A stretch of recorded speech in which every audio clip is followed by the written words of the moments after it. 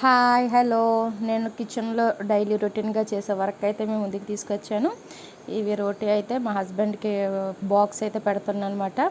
నేను ఇలా చేస్తాను. మా అబ్బాయి అమ్మాయి ఇద్దరు చూసారు ఎలా తిరుగుతున్నారో. ఈరోజైతే టిఫిన్లో చాయ్ పరోటా అయితే ఇచ్చేసాను. వాళ్ళకి టిఫిన్ అయిపోయాక మొత్తం కిచెన్ అంతా డైలీ ఎలా క్లీన్ చేస్తానమాట.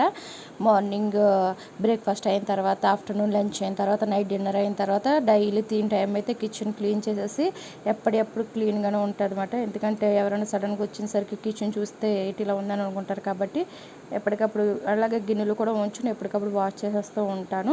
నేను డైలీ రొటీన్గా అయితే కిచెన్లో నా వర్క్ అయితే ఇలా ఉంటుంది. ఇలాగ అయిన తర్వాత మా హస్బెండ్కి అయితే టిఫిన్లోకి పెట్టేసాను. రోటీ అలాగే కర్రీ, పెరుగు. ఆయన చాలా సింపుల్గానే తీసుకెళ్తారు, ఎక్కువ హెవీగా కూడా ఉండదు. అయినా లంచ్ అయినా డిన్నర్ అయినా సరే.